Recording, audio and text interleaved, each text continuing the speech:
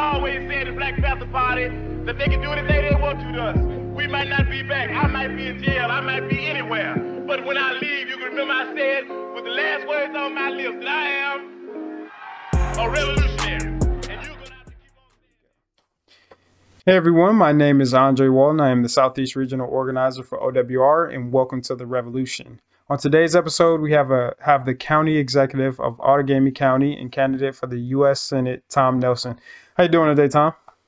I'm doing great. Thanks for having me on. This is my first Our Revolution interview, and it's great. Before we get started, I'm the first class of the Our Revolution alumni, and I say that because I was part of the first round of endorsers, or endorsed in the fall of 2016. So it was myself, maybe 4 or 5 other candidates for the House and the Senate. So we've got history. I think our revolution, our Wisconsin Revolution, came into existence the following year. So this has been, this has been a big part of my public service going back over 4.5 years. So excited, of course, to be running for the U.S. Senate, and very much excited coming home and talking to a lot of folks that I think we share the same values and line up quite closely. So good to be. So that's a long response to your question. Yes, good to be on the show. Yeah, no, that's awesome. I actually didn't know that, so it's really awesome to hear that. But before we get into the questions, can you tell us a little bit about yourself, your political career, and also just why you're running for Senate? Sure. Well, thanks for the question. As mentioned before, I'm the Outagamie County Executive, which is the Greater Fox Valley. And I've been County Executive for about 10 years, so this is my 3rd term. I was elected and reelected 3 times. Last 2, my reelections, I won uncontested. So we're doing something right up here. And I think that that should be underscored because I will likely be the only candidate who is not campaigning beyond, or not beyond, who has been established in another part of the state that is quite challenging for Democrats and progressives to win. We've got a really good record in Dane County and Milwaukee County and Southeast Wisconsin, but we kind of struggle up here. But I've won 3 times, 3 times county executive, 3 times as a legislator, where I served in the state assembly for 3 terms. The last term in 2009, 2010, I was the majority leader, where I had the opportunity, I had the distinct honor to help shepherd through some very important pieces of legislation, progressive legislation that was well ahead of its time. And happy to talk about those 2 later on after I get kind of beyond this framework. So that's where I'm at right now. As county executive, I help oversee 23 different departments, everything from an international airport to a recycling operation to a criminal justice treatment services department and program, and 20 other services that we offer at the local level that are very, very important for the well-being, the welfare of the people that I serve. So I grew up about 15 minutes down the road from the Outagamie County Courthouse in a little town called Little Chute. As the name would imply, it wasn't a thriving metropolis. It was a blue-collar town. I grew up on Carolyn Drive, which was a blue-collar working-class neighborhood where all of the dads worked at paper mills, which is the leading industry here and the subject of a book that I came out with last month. Happy to talk about that too in depth later. And so all the dads were, wore the blue collar. My dad wore the white collar because he was clergy. He was a Lutheran pastor, which is what brought the Nelsons to the Fox Valley in the first place, where my dad started a mission church. And I mention that not just to underscore my values, but I learned at a very young age the importance of serving your neighbor, helping out in the community. My dad, through that, found his calling through the ministry. I found a similar calling, but through electoral politics. So, not surprisingly, I would go on to I ran the circuit, growing up, of different jobs in Wisconsin. So I worked at one of the paper mills. I saved another later on as county executive, which is part of my book. During the summers, I would bale hay at my uncle's farm in western Wisconsin. I bussed tables at a supper club.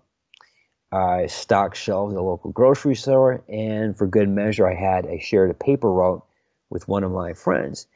So a lot of people talk about going to Washington or Madison to fight for working families. You've probably heard that expression a couple times before. Well, I think in order to do that, you got to know what you're talking about. And it's important to have roots that are part of that life and part of that upbringing. And I do.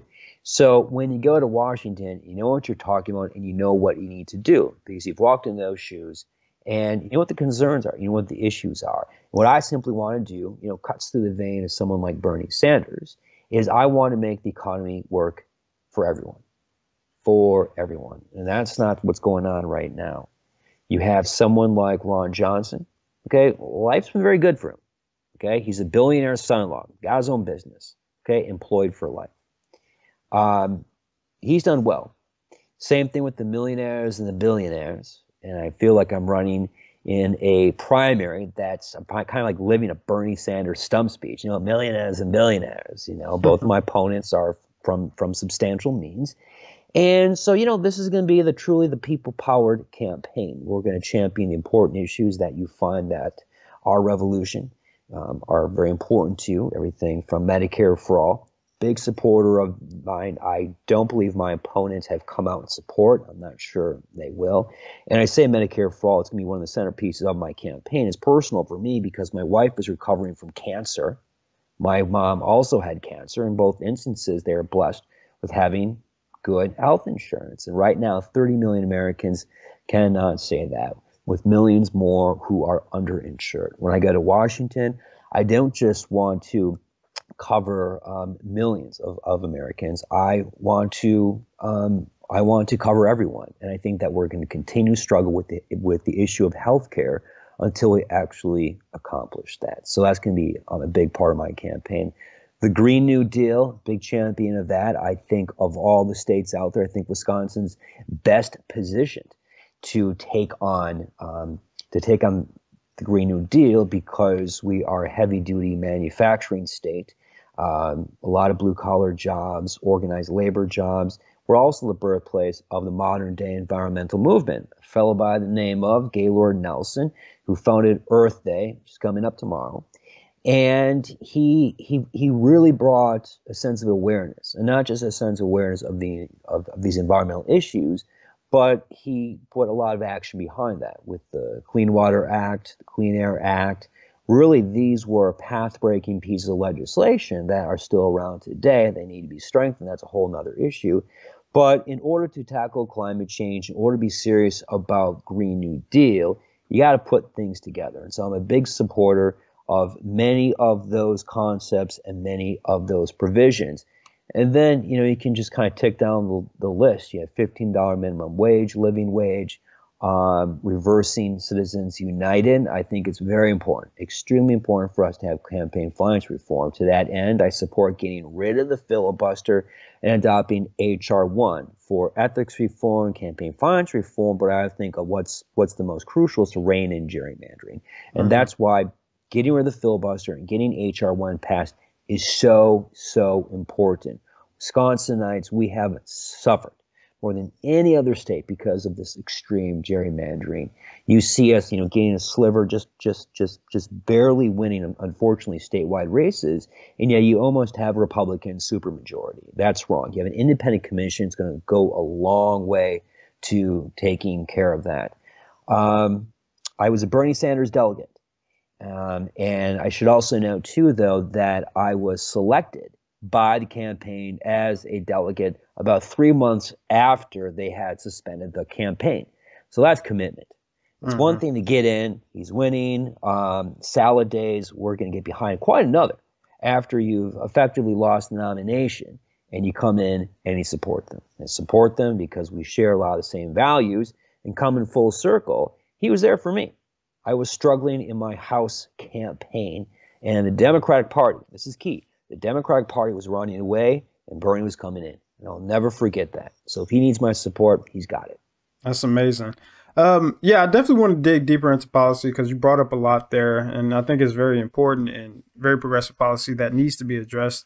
in the United States. But one of the things I do find interesting is that you do live, or actually are a county executive of a very more conservative county. How did you bridge that gap? I think, you know, a lot of times Democrats see it's like it's not even worth challenging or worth trying to fight for those type of seats.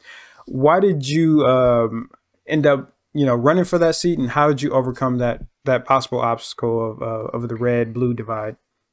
That's a very good question, because we struggle, progressives struggle all throughout the state and quite frankly around the country. And a lot of times it's because we just don't try. I've always been true to my progressive values, and you see that in the work that we do at the county. And if you sit down and you talk, you know, you talk common sense, of course, with progressives, but also with independents and even lean Republicans, things that we champion, you know, they want too. They want to make sure that their sons and their daughters and people they know, neighbors, have health insurance. They want to make sure that we've got a good public school system. They want to make sure that college is affordable, which it is not right now. Those are the types of things that if you sit down and talk common sense in a way that independents and lean Republicans can appreciate, you can start getting some support. And not just in concept and not just in proposals, but also in action. And that's what we've done at the county. There's a number of very, very, very progressive things that we have done. Just, you know, a couple of them. We have 8 years ago, we built a net zero general aviation facility at our airport, which means that it consumes the amount of energy that it produces.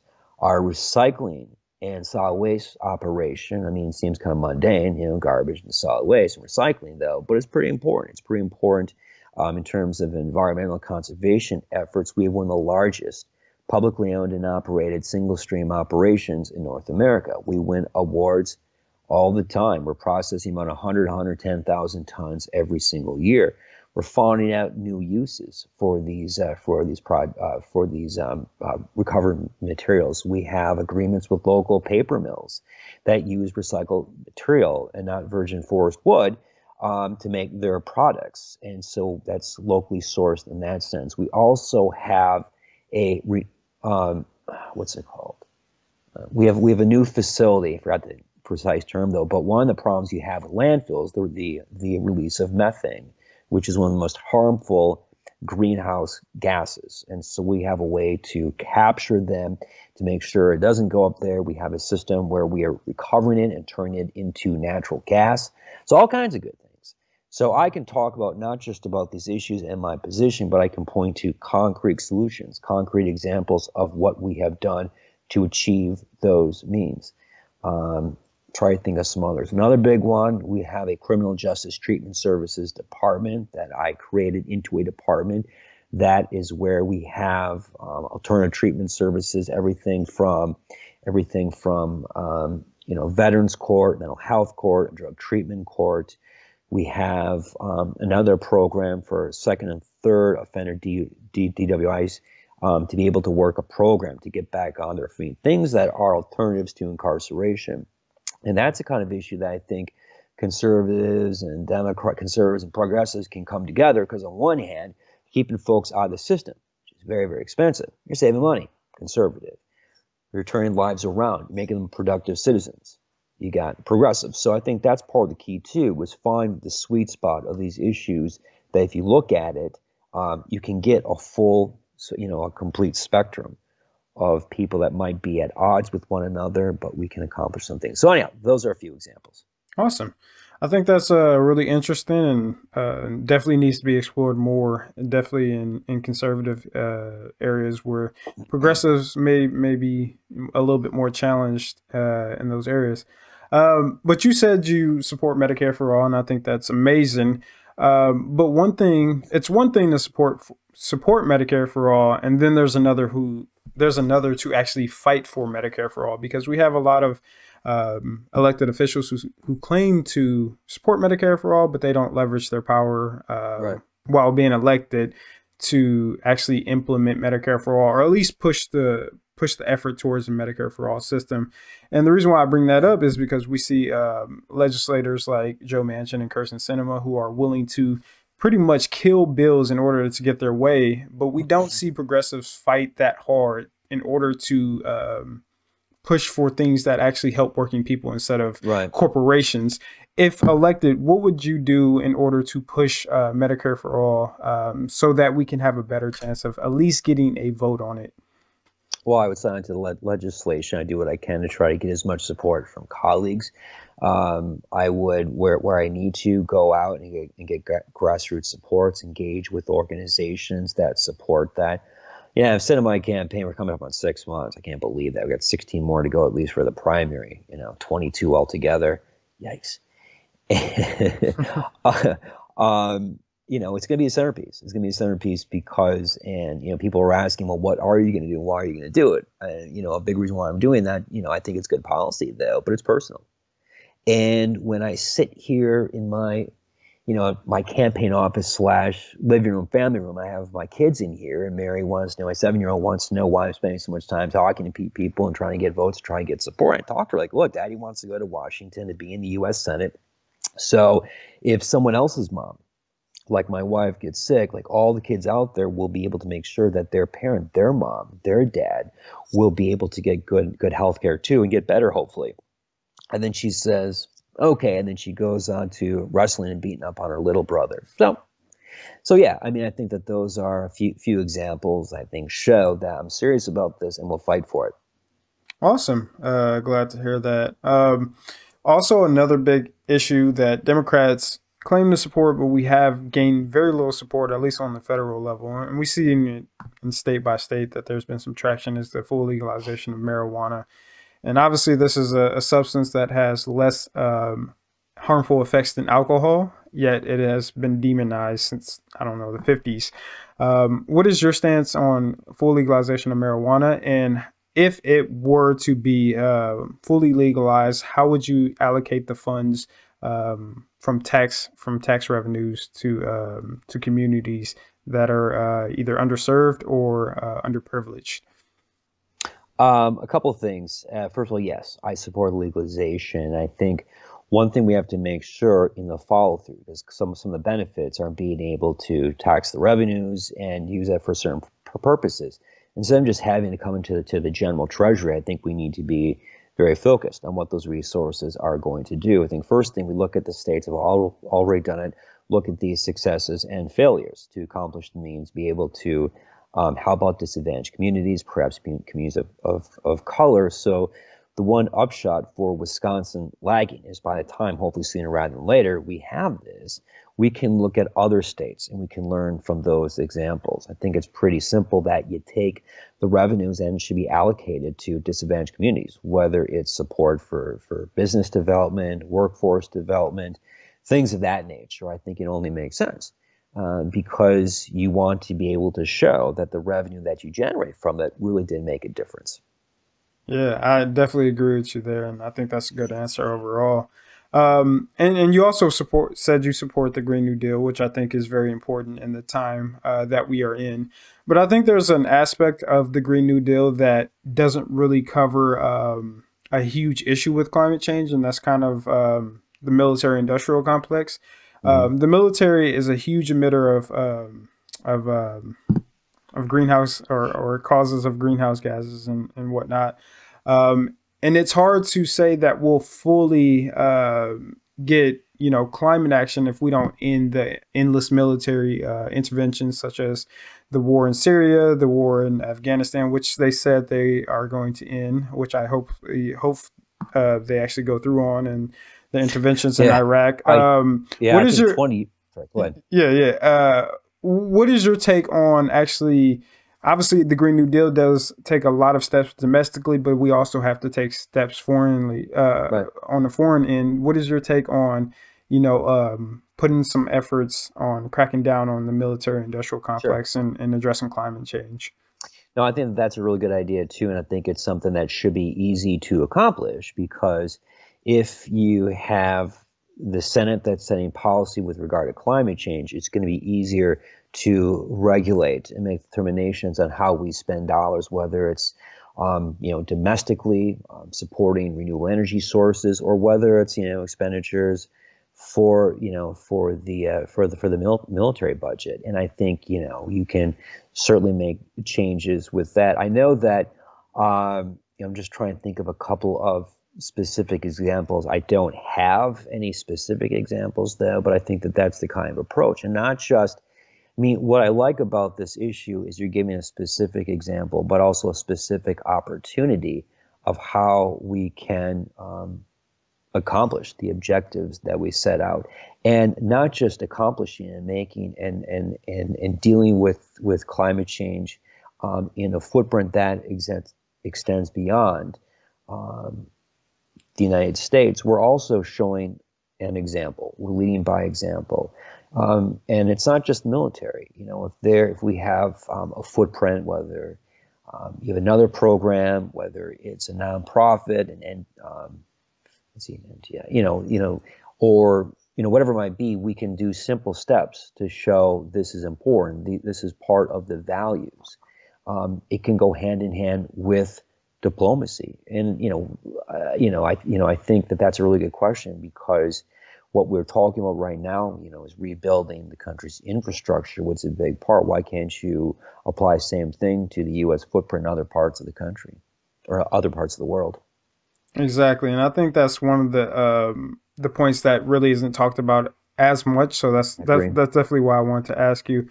So another big thing that's kind of personal to me is that is student debt. I myself have $38,000 in student debt, which isn't necessarily fun to pay off, but it has to be done just because I went to college and everything. But the average student debt in America is about $32,000. So I'm not really alone in this situation. And Joe Biden has signaled that he's willing to cancel some student debt, but not all of it. What is your stance on student debt cancellation compared to Joe Biden, I guess? I would support canceling up to $50,000. I think that that's a position that our revolution supports. And so, yeah, I think that's, not just because it's a matter of fairness, for this generation, though, but it has tremendous economic developments. I mean, think of where Andre, where you be spending your money, in place of the monthly check to pay off your loan. Think about that. It could be any number of things that's going to have a direct impact in the local economy. Yeah. And I think you made a really good point about where I would spend my money differently, because I can say from myself personal experience that I've had opportunities to, probably take a loan out to buy a house, but I'm afraid that, hey, if anything happens to me, that I won't be able to pay my mortgage off. And then, in the back end, I'm always going to have that student debt. So you make a really good point there. So glad you brought that up. Last question for you, and then we can talk about anything that we didn't cover that you would like to cover. And you already talked about this or hinted at this a little bit, and this is about campaign finance reform.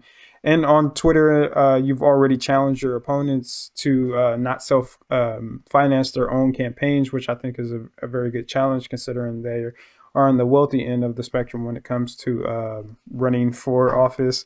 It's a very diplomatic way to put it, the wealthy end of the spectrum. Yes. I know some people who are on the wealthy end, and then it's like off the spectrum, off the grid. But I take your point. Exactly. Millionaires and billionaires, right? I guess I was being saying that. Millionaires, exactly. Billionaires. I guess I was being a little bit nice about it, but it's a good thing. I mean, I don't think that I'm running against any oligarchs, right? Mm-hmm. The oligarchs, the millionaires and the billionaires. I have a pretty good accent, don't I? It's a pretty good impersonation. Oh yeah, you definitely caught the Brooklyn feel right there. But yeah, I think it's important that you're doing that, because you're actually basically walking the walk and also talking the talk as well. And a lot of people don't do that. But it's definitely going to take more than a candidate standing for something to change the campaign finance system, because what we see is that most candidates, they don't necessarily work for their constituents, but they work for the corporations. And wealthy donors. So what is your full take on campaign finance reform? And I guess what would you like to see changed in our current campaign finance system? Well, I think HR1 is a pretty good start. I think that we need to have public financing. I think we need to get rid of Citizens United. I was endorsed by the leading organization to try to reverse Citizens United when I ran for Congress, fully endorsed by them. So I think that those are some things that we should do, but we need to do everything we can to push the envelope. Push it right off the table in terms of campaign finance reform. It has done incredible damage to our system. And there is a better way. There was a better way. We need to go back there. I think me personally, I come from humble means. I'm just a little old pastor's kid from Little Chute, Wisconsin. I'm a county executive here in this county. I'm trying to serve my community. I've lived here. I've spent, I think, 35, maybe it's even more than that. 1, 2, 3, yeah, about 36 years, 37 years here in the Fox Valley. I've got a pretty good sense of what folks are looking at. And we talked about this before. We talked about it several times. Look, I am at a great disadvantage. Unfortunately, money does play a big role in politics. And when you have two opponents, one's worth over $1 billion, one is worth millions of dollars, both of whom did not take me up on my challenge, made it very, very clear. They are going to spend their own money. And in one case, there's one that's going to be having a fundraiser, either a virtual fundraiser, in-person fundraiser in Wall Street. I mean, some of the top bankers and hedge fund managers.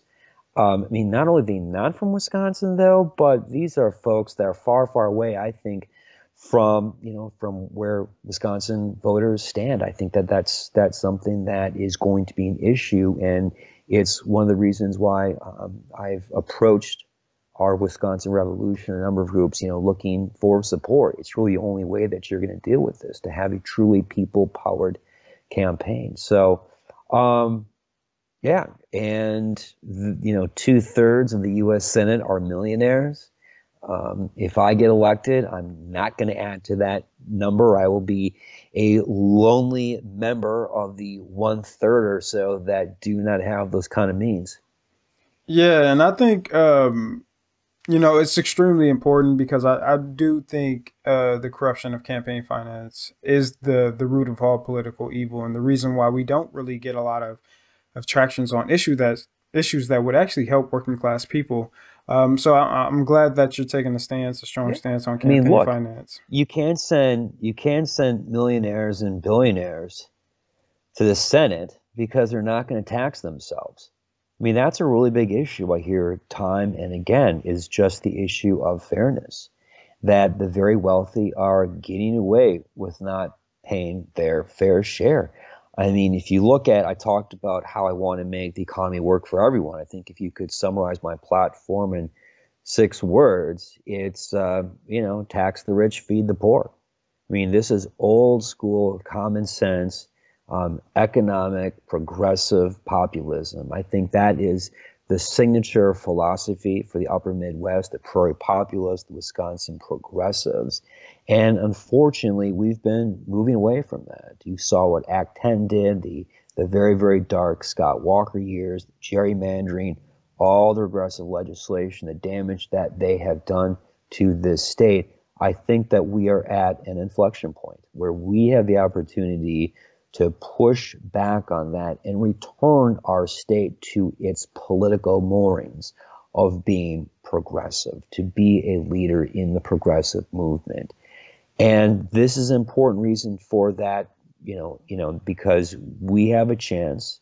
We're going up against the #1 targeted candidate in the U.S. Senate, Ron Johnson. There was a big article in the Atlantic the Atlantic Monthly that just came out right now. So we have an opportunity. We have an opportunity to send a real progressive to Washington who will fight for the issues important to working families. I came from a working class neighborhood. I have a pretty good sense of what we need to do there. And, that's the reason why I'm running. I simply want to make the economy work for everyone. Income inequality is just completely out of control. We don't need more millionaires and billionaires in Washington. There's plenty over there. I think I represent a new politics, and a politics that will serve our state and our country quite well. Yeah, well, I definitely, I'm glad you answered my questions. Sometimes you ask these questions and candidates will kind of beat around the bush a little bit, but not truly answer it. So glad you answered them directly and honestly. Is there anything else you would like to share that we Yeah, didn't cover? I took a couple notes here. I want to make sure I get everything in there. I think you had some really, really good questions. We covered a lot of material, a lot of ground. Um, Anything for me? Anything more? Anything I missed? I don't think so. Not that's super important at this moment. Probably later on in the campaign, and maybe we can get another interview later down the line. But if anything else, where can people find your campaign? How can people get involved if they're looking to get involved? All right, our website is nelson4wi.com, and that's FOR Wisconsin 4WI. Sorry, nelson4wi.com.